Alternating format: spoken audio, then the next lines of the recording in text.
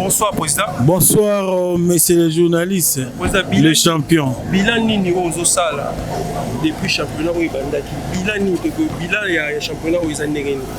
En tout cas, d'abord je vais encore me présenter. Président Eric Alama, président Entente Kinsid Mwamba. Bilan est positif parce que tu as seule entente où tu as enregistré 127 boxeurs pour le championnat. Dans la NIP, mes collègues Nanga, je m'entends tous. Combien de temps à 60 boxeurs basés. Bilan positif parce que l'objectif Nanga, en tant que fighter, dans le championnat, avant la médaille, il faut Abunda. Abunda pour remonter l'onglet frousse pour après le championnat de nous au niveau des entités. Le championnat ligue, il y a ville. Donc voilà, bilan est positif et puis nous s'attendons à un résultat meilleur. Le championnat de Kinshasa. Oui, merci beaucoup, président. Point fort, point négatif, point fort, point faible du championnat. Les années place ni simbagi, na place ni oyo monique simbagi. Point fort, ezara ke biso na niveau entité, to remonta ki ba entraîneur. Na biso parce que on est congolais. Routine à rentrée scolaire. C'est pas facile. Un entraîneur qui a 6 boxeurs, 7 boxeurs, à Kenabon centre. C'est peut-être. Parce que là, c'est fils né biologique. Il faut pas en classe. Tu as vu dans le monde de la boxe, subvention, ils ont raté. À niveau de notre entité, tu n'auras rien. C'était pas facile pour nous. Il y a 127 boxeurs. Parce que tous les entraîneurs disaient que rentrée scolaire et voilà. Et maintenant, occuper banano et famille sportive, occuper la famille biologique, PTT. Donc côté maintenant souffrir, yangoana et Norbert Penambela na bakonzi subvention parce que en tant que souffraka, puisque nous avons collaboration directe avec coach.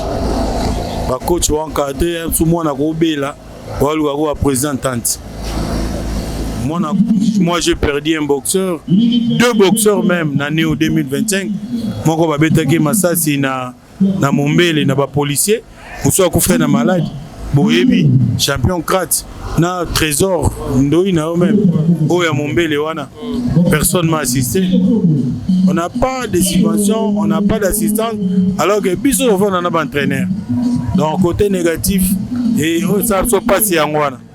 Et du coup, côté positif, et ça que on a toujours avec des nous vaincrons, na remontaka, entraîneur nangai. Pour ne pas voir maintenant là, formez-moi na pour notre la lobby. On a l'exemple de coach qui sont locaux. Quand Junior Makabo était venu, il est venu avant Martin Bakole. Le coach qui ne savait pas que champion Makabo a comme un rang au hasard en WBC. Et voilà aujourd'hui. Donner ça va entraîneur nanga total à lobby. So nzamba étoile na muto mwana yem to pelisango. Donc côté possible nanga zake entraîneur nanga ba yokaki va se motiver, va se surpasser, va se surmonter pour tout ça là 127 boxeurs. Voilà. Ouais, merci beaucoup président. Bon, question monsieur Ezek, quelles sont les principales difficultés au rencontre dans l'organisation du championnat? Et puis que les difficultés sont ratées. Là, c'est nous qui que non, autour de tout ça. Ok, tant que président de l'entente, difficulté on a rôle bas. Dans le district d'Angamoro, on n'est pas soutenu. On a des députés nationaux qui sont là. Sport Kara. Il n'y a pas seulement les députés nationaux, parce qu'on a la représentativité de toutes nos communes. Il y a Moamba, même les provinciaux. Personne ne nous soutient. Ce sont les députés peut-être nationaux ou provinciaux qui font absorber porte na partenaires. Il y a industrie, brassicole et tout. Mais ça la montée. Botika bisoto souffrir na propre sort. Alors que boxe, les disciplines sont dangereux. Moi na ye colline tout na vacances ça.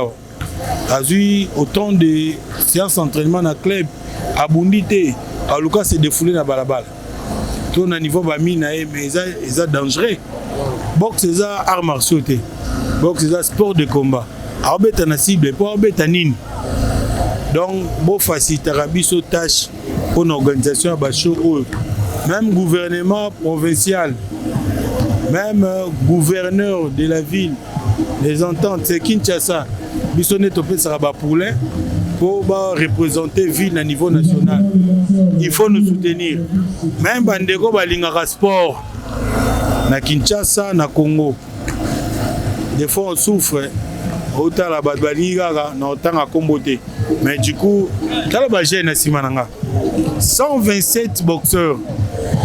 127 jeunes.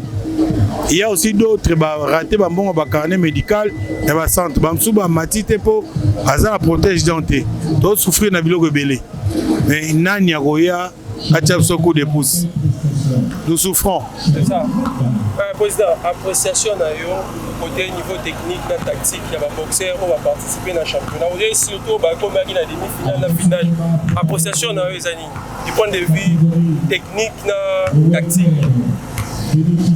Sur le plan technique, tactique, c'est bon. Parce que nous, au niveau du Mwamba, tout ça, là, championnat, chaque année, on organise le tournoi intercommunal. On a fait le tournoi intercommunal au niveau du terrain Gentilingobila, à Salongo, pour remonter nos 3e séries. Bano Bamatano Ring T. Et Namoni Pe Awana Ring. Bana la 3e série, ils ont croisé la première série, en difficulté. Donc techniquement, c'est tout ça bien. Tout ça bien. Malheureusement, le directeur technique venait de perdre 2 de ses enfants. Difficulté de côté on a fallu au Kundabana mi balé. C'était pas facile. On a essayé un peu de remonter morale naïe, mais à Mati naïe même ces boxeurs du boxing club Jaguar bah boxer. Mais tout ça bien, techniquement tout ça bien, parce que Azaï peut avoir collaborateur naïe. Techniquement, Azana Pepele naïe de Kinshasa, Torobé ta ma casse et Torobé ta pas mal. C'est bon pour ça. Question monsieur Ezali, les solides au tiré dans le championnat pour améliorer la édition au monsieur Zoya. Merci pour la question. Les sons à tirer et ça qui côté infrastructure. D'abord nous louons les rings. Je ne peux pas critiquer les rings on a dans et ça n'a pas ma case. Et du coup, il faut avoir loué les chaises, le groupe électrogène, tu courant à Bissoa Awa. Et ça, on a mis ça dans. Mais sinon, si on a des partenaires, Babiloko, on a l'ongolango. On comprend. Et là, ça n'a pas, c'est sur le plan organisationnel. On a moins de moyens, mais il faut. Ça fait mal. Ouais, un peu. On a ces grands cœurs pour nos sanctions sans subvention ni à l'État, ni à la fédération, ni à ligue, ni à ministère. C'est pas facile. Mais on les fait quand même. Et ce sont des leçons qu'on a tirées. Mais du coup, Nazara a un esprit à aider jeunesse. Nous avons aidé jeunesse parce que moi, en tant que président, nous avons entraîneur, nous avons coach, il y a boxe, il y a boxe, et on a une boxe, c'est à la down. Nous sala, on a gros sala, nous sala, on a gros sala, mais nous avons grâce, nous avons toujours avec Dieu nous vaincrons. Avec Dieu nous vaincrons, na Mwamba, nous avons grâce, notable, honorable et Mwamba, soba ndo sungabiso et ça la bien. Donc on a cité dans la Benawana. Coach, perspective d'un un projet à venir pour l'attendre à Bissau Kinsi. On a plein de projets, tout ça l'académie. Il y a moins de 12 ans, il y a Banamiké, un box scolaire, étant que Banamiké est collier. On n'a pas de centre. Une fois, on a essayé d'écrire à la ville, au gouvernement, au gouverneur là, de Kinshasa. C'était à l'époque de qui là, l'ancien gouverneur Oh, totika biso. Jantini Ngobila. Bah répondre à bisoté. Bah répondre à bisoté, mais sinon, toi on a un projet belé, il faut qu'on ait des académies, il faut talana kiba. Il y a des enfants au école maternelle, bah il y a une académie à boxe. Mais chez nous il y en a pas. On a plein de projets, il y a des entraîneurs qui sont prêts pour faire une académie à boxe, bah la payer, bah former bana. Autant comme ma grande nation boxe, n'oublions pas que na Congo, après le foot, c'est la boxe. Mais actuellement, je vais dire, la boxe, c'est l'équipe foot. Parce que le football, ça n'a vraiment pas rien. Tout le monde se peut là. J'ai profité de l'occasion pour saluer Junior Makabou, Auto Beta, avec les Égyptiens, avec les Zimbabwéens, à qui sont défendent WBC à niveau mondial. Martin Bakol, ne parle même pas. Mais foot, ça soit une déception.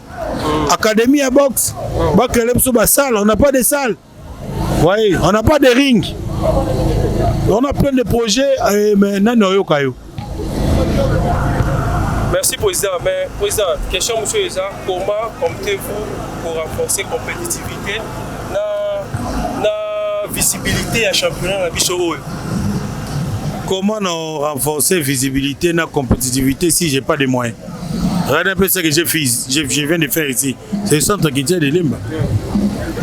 Les propres moyens de mes poches. Je ne peux pas tout dire ici. Manque de moyens. Si j'ai des moyens, si on a des moyens, on a des idées, on a des projets, on va faire. On a plein des idées que je ne vais pas dire devant la presse. Donnez-nous les moyens, c'est tout. Vous allez voir.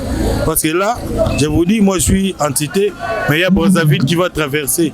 On va faire un combat dans le mois de novembre, à Brazzaville. Président, merci. Tu as un message, je lance un message qu'on a des dirigeants, des boxeurs, des Hollandais. Message à Souka, Oyo Moronino Pesa, de Simbiso des micros, Misango Botona Oloba. Fais un message à Souka dans le gouvernement. Merci beaucoup. Message à Souka et Zarake. Les entités souffrent. Je vais parler au nom de tous mes frères. Moi, je suis le président. Il y a Kinsid Mouamba. Il y a l'entente. Il y a Este, Tchangou. Tchangou et Kendeti, Koleka Minkaou. Il y a encore Kin Centre, Funa. Il y a encore Kin Ouest. Dirigé par le président Mafuta, les doyens. Bosunga biso na moyen. En commençant par la Ligue, la Fédération, Ministère à Sport. Biso neto zalarana bana. Bosunga biso na ba moyens. On n'a pas de moyens. On a des talents. Koufa, neti, bambisi ne balé. Bana baza bien, bana tala tosali 127 boxeurs na Moamba. 127 boxeurs. Donc bateau baby Mamba Sport, 127 boxeurs. On a fait aujourd'hui c'est le 4e jour. Faut qu'on a dit 5e jour. Mais on n'a pas l'argent, tout le temps dans la poche nabiso. Donc pour les nabiso yango wana, et on a goloba.